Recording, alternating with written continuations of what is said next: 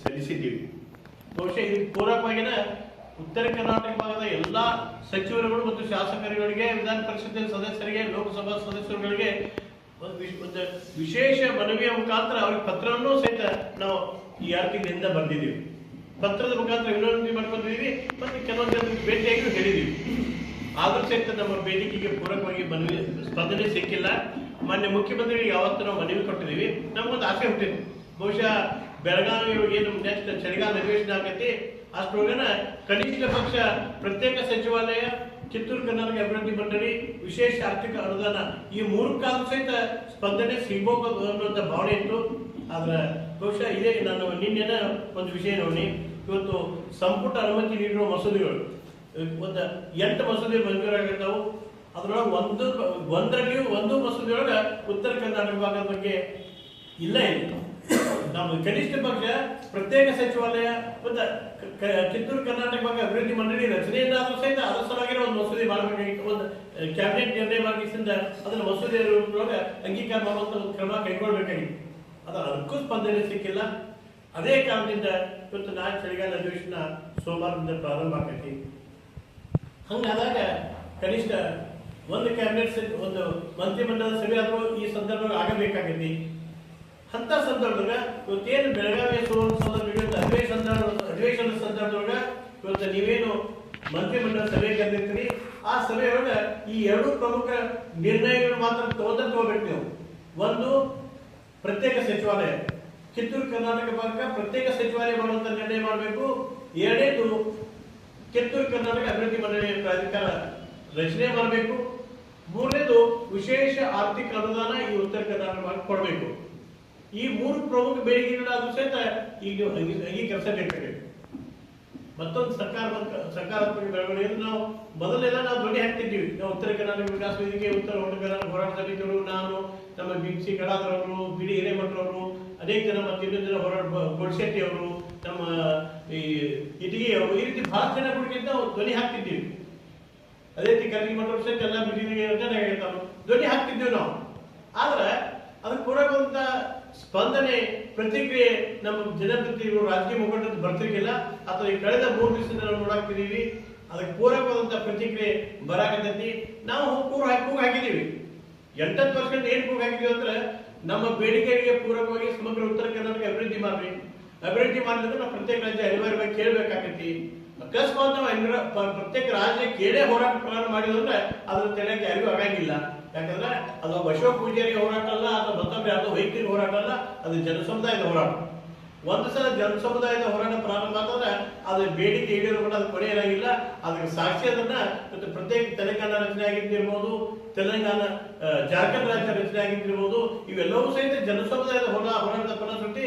ಮತ್ತು ಅವು ಯಾವ 1 ದಿವಸ 2 ದಿವಸ ಹೋರಾಟಕ್ಕಾಗಿಲ್ಲ. ತೆಲಂಗಾಣ ರಾಜ್ಯ ರಚನೆ ಆಗ್ಬೇಕಾದ್ರೆ ಸುಮಾರು 30-40 ವರ್ಷಗಳ ಹೋರಾಟ ಆಗೈತಿ. ಜಾರ್ಖಂಡ್ ರಾಜ್ಯ ರಚನೆ ಆಗ್ಬೇಕಾದ್ರೆ 30-40 ವರ್ಷಗಳ ಹೋರಾಟ ಆಗೈತಿ. ಬಹುಶಃ ನಮ್ಮ ಹೋರಾಟಕ್ಕೆ ಕೂಡಲೇ ಸ್ಪಂದನೆ ಸಿಗದೇ ಇರಬಹುದು. ಆದ್ರೆ ಮುಂದಿನ ದಿನಮಾನಗಳಲ್ಲಿ, ಮುಂದಿನ ವರ್ಷಗಳಲ್ಲಿ ಅದಕ್ಕೆ ಪೂರಕವಾದಂತ ಬೆಳವಣಿಗೆ ಆಗೇ ಆಗ್ತೈತೆ ಅಂತ ಮಾತನ್ನು ಹೇಳಿ, ಇವತ್ತು ಸಹಿತ ನಾವು ಪ್ರತ್ಯೇಕ ರಾಜ್ಯದ ಬೇಡಿಕೆ ನೀಡಾಕ್ತೇವೆ. ನಮ್ಮ ಮೂಲ ಕೋರಿಕೆ ಏನೈತಿ, ನೀವು ನಮ್ಮ ಬೇಡಿಕೆಗಳಿಗೆ ಪೂರಕವಾಗಿ ಸಮಗ್ರ ಉತ್ತರ ಕರ್ನಾಟಕ ಅಭಿವೃದ್ಧಿ ಮಾಡಿ. ಇವತ್ತು ನೀವು ಬಹಳ ದಿವಸ ಬೇಡ, ನೀವು 6 ತಿಂಗಳೊಳಗನ ಬೆಳಗಾವಿ ಸುವರ್ಣಸೌಧದೊಳಗನ ಆಡಳಿತಾತ್ಮಕ ಶಕ್ತಿ ಕೇಂದ್ರ ಆಗಿ ಸೆಕ್ರೆಟರಿ ಪ್ರಾರಂಭ ಮಾಡ್ರಿ. ಬೆಳಗಾವಿ ಅದೇ ರಾಜಧಾನಿಯಾಗಿ ಘೋಷಣೆ ಮಾಡ್ರಿ. ಬಹುಶಃ ಈ ಬೇಡಿಕೆಯನ್ನು ನಾವು ಪ್ರತ್ಯೇಕ ರಾಜ್ಯದ ಬೇಡಿಕೆ ಬರೋದ್ರಿಂದ ಅದಕ್ಕೆ ಸ್ವಲ್ಪ ಬ್ರೇಕ್ ಬೀಳಬಹುದು. ಅಖಂಡ ಕರ್ನಾಟಕ ಉಳ್ಳಂತ ಮನೋಭಾವನೆ ಬರ್ಬಹುದು. ಆದ್ರೆ 12-13 ವರ್ಷದ ಹೋರಾಟ ಆದ್ರೂ ಸಹಿತ ಇನ್ನು ಮಟ್ಟ ಅದಕ್ಕೆ ಸಣ್ಣ ಸ್ಪಂದನೆ ಸಿಕ್ಕಿಲ್ಲ ಅಂದಾಗ ನಮ್ಮದೇ ಅದಕ್ಕೆ ಇವತ್ತು ನಾನು ಮಾನ್ಯ ಮುಖ್ಯಮಂತ್ರಿಗಳಲ್ಲಿ, ಮಾನ್ಯ ಉಪಮುಖ್ಯಮಂತ್ರಿಗಳಾದ ಸನ್ಮಾನ್ಯ ಶ್ರೀ DK ಶಿವಕುಮಾರ್ ಅವರಿಗೆ ಮತ್ತು ಮುಖ್ಯಮಂತ್ರಿ ಸನ್ಮಾನ್ಯ ಶ್ರೀ ಸಿದ್ದರಾಮಯ್ಯ ಅವರಿಗೆ ವಿನಂತಿ ಮಾಡ್ಕೊತೀವಿ. ಅದ್ರ ಜೊತೆಗೆ ನಮ್ಮ ಜಿಲ್ಲೆಯವರು ಇಬ್ಬರು ಸಚಿವರ ಮಾನ್ಯ ಶ್ರೀ ಸತೀಶ್ ಜಾರಕಿಹೊಳಿ, ಶ್ರೀಮತಿ ಲಕ್ಷ್ಮೀ ಅಂಬೇಡ್ಕರ್ ಅವರು, ಅವ್ರ ಜೊತೆಗೆ ಉತ್ತರ ಕರ್ನಾಟಕದ ಎಲ್ಲ ಸಚಿವರು ಬಹಳ ಪ್ರಭಾವಿ ಸಚಿವರಿದ್ದಾರೆ. MB ಪಾಟೀಲ್ ಅವರು ಆಗಿ, HK ಪಾಟೀಲ್ ಆಗಿ ಬಹಳ ಪ್ರಭಾವಿ ಸಚಿವರಿದ್ದಾರೆ. ಅವರೆಲ್ಲರಿಗೂ ಸಹಿತ ನಾವು ಸನ್ಮಾನ್ಯ ವಿನಂತಿ ಮಾಡ್ಕೊತೀವಿ, ನೀವು ಒತ್ತು ಕೊಡ್ಬೇಕಾಗೈತಿ. ಉತ್ತರ ಕರ್ನಾಟಕ ಭಾಗದ ಶಾಸಕರು, ಸಚಿವರುಗಳು ನೀವು ಒತ್ತು ಕೊಟ್ಟಿಸಿದ ನಮ್ಮ ಬೇಡಿಕೆಗಳಿಗೆ ಧ್ವನಿ ಹಾಕಿದಾಗ ಮಾತ್ರ, ಮತ್ತು ಮಾನ್ಯ ಮುಖ್ಯಮಂತ್ರಿಗಳ ಮೇಲೆ, ಸರ್ಕಾರದ ಮೇಲೆ ಒತ್ತಡ ತಂದಾಗ ಮಾತ್ರ ನಮ್ಮ ಬೇಡಿಕೆ ಈಡೇರ್ತೈತಿ. ಬರೀ ನಮ್ಮ ಹೋರಾಟ ಅಥವಾ ನಮ್ಮ ಧ್ವನಿಗೆ ಅಷ್ಟ ಸರ್ಕಾರದ ಕೆಲಸ ಆಗೈತೆ ನಾವು ನಂಬಿಲ್ಲ. ಅದಕ್ಕೆ ಈ ಪ್ರಮುಖ 2 ಬೇಡಿಕೆ ಇವತ್ತು ಕಿತ್ತೂರು ಕರ್ನಾಟಕ ಅಭಿವೃದ್ಧಿ ಮಂಡಳಿ ಮತ್ತು ಪ್ರತ್ಯೇಕ ಸಚಿವಾಲಯ, ಮೂರನೇದು ವಿಶೇಷ ಆರ್ಥಿಕ ಅನುದಾನ. ಈ ಮೂರನ್ನು ಸಹಿತ ಇವತ್ತು ನಾಳೆಯ ಚಳಿಗಾಲ ಅಧಿವೇಶನದೊಳಗೆ ನೀವು ಘೋಷಣೆ ಮಾಡಬೇಕು. ಆ ಮಸೂದೆಯನ್ನು ಮಂಜೂರು ತಗೊಳ್ಳಬೇಕಂತೇಳಿ ತಮಗೆ ಒತ್ತಾಯ ಪರವಾಗಿ ವಿನಂತಿ ಮಾಡ್ಕೊತೀವಿ. ಆದ್ರೆ ಇಷ್ಟಕ್ಕೆ ನಮ್ಮ ಹೋರಾಟ ಆಗಿಲ್ಲ. ಮುಂದಿನ ದಿನಗಳಲ್ಲಿ ಬಹುಶಃ ಇವತ್ತಿನ ಮಟ್ಟ ನಾವು ಪಕ್ಷಾತೀತವಾದಂತಹ ಹೋರಾಟವನ್ನ ಈ ಉತ್ತರ ಕರ್ನಾಟಕ ವಿಕಾಸ ವೇದಿಕೆ, ಉತ್ತರ ಕರ್ನಾಟಕ ಹೋರಾಟ ಸಮಿತಿ ಮತ್ತು ಇನ್ನಿತರ ಸಂಘಟನೆಗಳಿಂದ ಮಾಡ್ಕೊಂಡು ಬಂದಿದ್ದೀವಿ.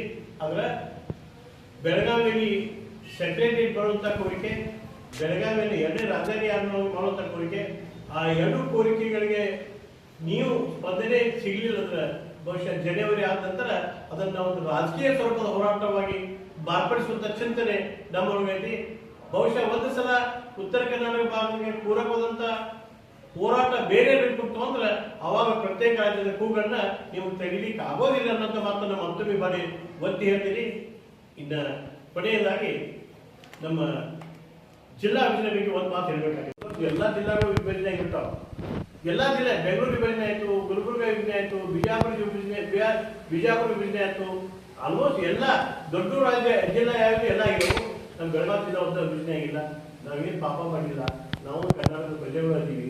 ನಾವು ಈ ರಾಜ್ಯಕ್ಕೆ, ಈ ದೇಶಕ್ಕೆ ನಮ್ಮದೇ ಆದಂಥ ಕೊಡುಗೆಯನ್ನು ಕೊಡಾಕ್ತಿದ್ದೀವಿ. ಅಂತ ಸಂದರ್ಭದೊಳಗೆ ಉದಾಸೀನ ಮನೋಭಾವನೆಯಿಂದ ನಮ್ಮ ಕೋರಿಕೆಯನ್ನು ನೋಡುವಂಥದ್ದಲ್ಲ. ಅದ್ರ ಜೊತೆಗೆ ನಮ್ಮವರು ಸಚಿವರವರು, ನಮ್ಮವರು ಈ 3-4 ಜನ ಗೋಕಾಕ್ ತಾಲೂಕಿನ ಶಾಸಕರು ಅದಕ್ಕೆ ಸಭೆ ತಗೋಬೇಡ್ರಿ. ಕೂಡಲೇ ಸೋಮವಾರ ಅಥವಾ ಮಂಗಳವಾರ ಮಾನ್ಯ ಮುಖ್ಯಮಂತ್ರಿಗಳನ್ನ, ಮಾನ್ಯ ಉಪಮುಖ್ಯಮಂತ್ರಿಗಳ ಇಬ್ಬರಿಗೂ ನಮ್ಮ ಪೂಜ್ಯ ಶ್ರೀ ಗುರುರಾಜೇಂದ್ರ ಸ್ವಾಮೀಜಿ ಅವರ ನೇತೃತ್ವದಲ್ಲಿ ನಾವೇನು ಗೋಕಾಕ್ ಚಾಲನಾ ಸಮಿತಿಯಿಂದ ನಿಯೋಗ ಹೋಗ್ತೀವಿ. ಆ ನಿಯೋಗಕ್ಕೆ ಒಂದು ಭೇಟಿಯ ಅವಕಾಶ ಕಲ್ಪಿಸ್ಕೊಡ್ರಿ. ಬರೀ ಭೇಟಿಯಾಗಿ ಮನವಿ ಕೊಡ್ಬೇಕಾದ್ರೆ ಅದ್ರ ಅವಶ್ಯಕತೆ ಇಲ್ಲ. ಬರೀ ಭೇಟಿಯಾಗಿ ಮನವಿ ಕೊಡ್ಬಿಡ್ತಕ್ಕ ಅಷ್ಟ ಆದ್ರೆ ಆ ನಿಯೋಗದ ಅವಶ್ಯಕತೆ ಇಲ್ಲ. ನಿಯೋಗ ಭೇಟಿ ಆಗುವಂತ ಉದ್ದೇಶ ಮಾನ್ಯ ಮುಖ್ಯಮಂತ್ರಿಗಳಿಗೆ, ಮಾನ್ಯ ಉಪಮುಖ್ಯಮಂತ್ರಿ ವಿನಂತಿ ಮಾಡ್ಕೊಳ್ಳೋಕಷ್ಟ. ಅದು ವಾಸ್ತವವಾಗಿ ನಮ್ಮ ಬೇಡಿಕೆ ಈ ಚಳಿಗಾಲದ ಅಧಿವೇಶನದೊಳಗೆ ಈಡೇರಬೇಕು. ಅಕಸ್ಮಾತ್ ಉತ್ತರ ಕರ್ನಾಟಕ ಇದು ಯಾಕಂದ್ರೆ ಉತ್ತರ ಕರ್ನಾಟಕದ ಅಭಿವೃದ್ಧಿಗೆ ಪೂರಕವಾದಂತ ಸಂಘಟನೆ ಇದು. 18 ಕ್ಷೇತ್ರಗಳಿಂದ ಬೆಳಗಾವಿ ಜಿಲ್ಲೆಗೆ ಏನಾದ್ರೂ ವಿಶೇಷ ಆರ್ಥಿಕ ಅನುದಾನ ಸರ್ಕಾರ ಕೊಡುಗೆ ಬಂದ್ರು ಅಷ್ಟೇ ಬರ್ತಾವು. 3 ಅಥವಾ 4 ಜನ MLA ಇದ್ದಲ್ಲಿ ಅಷ್ಟೇ ಬರ್ತೈತಿ. ಆ ಒಂದು ದೃಷ್ಟಿಯಿಂದ ವಿಚಾರ ಮಾಡಿದ್ರೆ ಬೆಳಗಾವಿ ಅಭಿವೃದ್ಧಿಗೆ ಹೆಚ್ಚಿನ ಚಾಲನೆ ಸಿಗಬೇಕಾಯ್ತಾರೆ. ಜಿಲ್ಲಾ ವಿಭಜನೆ ಅನಿವಾರ್ಯ ಅನ್ನುವಂತ ಮಾತನ್ನು ಹೇಳಿ ನೀವು ಸೋಮವಾರ ಅಥವಾ ಮಂಗಳವಾರ ನಮ್ಮ ನಿಯೋಗ ಭೇಟಿ ಮಾಡಿಸ್ಬೇಕು. ಈ ಅಧಿವೇಶನ ಮುಗಿಯೊಳಗೆ ಅಧಿಕೃತವಾಗಿ ಬೆಳಗಾವಿ ಜಿಲ್ಲಾ ವಿಭಜನೆ ಆಗಬೇಕು, ಒಂದು ಗೋಕಾಕ್ ಜಿಲ್ಲಾ ರಚನೆ ಆಗಬೇಕು ಅನ್ನೋ ಒತ್ತಾಯವನ್ನ ಮಾನ್ಯ ನಮ್ಮ ಸನ್ಮಾನ್ಯ ನಮ್ಮ ಜಿಲ್ಲಾ ಉಸ್ತುವಾರಿ ಸಚಿವರಿಗೆ, ಇನ್ನೊಬ್ಬ ಸಚಿವರಿಗೆ ವಿನಂತಿ ಮಾಡ್ಕೊತೀವಿ. ಅದ್ರ ಜೊತೆಗೆ ಬಹುಶಃ ಇದು ಹಿಂದೂ ನೈತಿಕ ಹೊಣೆಗಾರಿಕೆ, ಹೋರಾಟ ಮಾಡೋದು ನಮ್ಮ ನೈತಿಕ ಹೊಣೆಗಾರಿಕೆ, ಆ ಕಾರ್ಯ ಈಡೇರಿಸಿಕೊಡೋದು ನಿಮ್ಮ ಹೊಣೆಗಾರಿಕೆ ಅನ್ನುವಂತ ಮಾತನ್ನು ಹೇಳಿ ತಮ್ಮೆಲ್ಲರಿಗೂ ಸಹಿತ ನಾನು ಇಷ್ಟನ್ನು ಪ್ರಸ್ತಾಪ ಮಾಡಿಸಿಂದ ಮತ್ತೇನಾದ್ರು ಕೇಳೋದು. ಸೋಮವಾರ ದಿನಾಂಕ 8ರಿಂದ ಬೆಳಗಾವಿಯ ಸುವರ್ಣಸೌಧಗಿನ ಚಳಿಗಾಲ ಅಧಿವೇಶನ ಪ್ರಾರಂಭ ಆಗ್ತೈತಿ. ಅದಕ್ಕೆ ಪೂರ್ವಕವಾಗಿನ ನಾವು ಮಾನ್ಯ ಮುಖ್ಯಮಂತ್ರಿಗಳಲ್ಲಿ ಮತ್ತು ಸರ್ಕಾರದಲ್ಲಿ ವಿನಂತಿ ಮಾಡ್ಕೋತೀವಿ.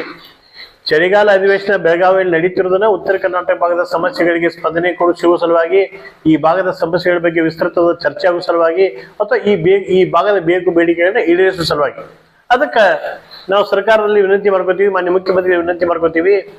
ಇವತ್ತೇನ 8ರಿಂದ ಅಧಿವೇಶನ ಪ್ರಾರಂಭ ಆಗತಿ, ಅದರಲ್ಲಿ ಕನಿಷ್ಠ 5 ದಿವಸಗಳ ಚರ್ಚೆ ಆದ್ರೂ ಸಹಿತ ಉತ್ತರ ಕರ್ನಾಟಕ ಭಾಗದ ಸಮಸ್ಯೆಗಳಿಗೆ ಪೂರಕವಾಗಿರ್ಬೇಕು.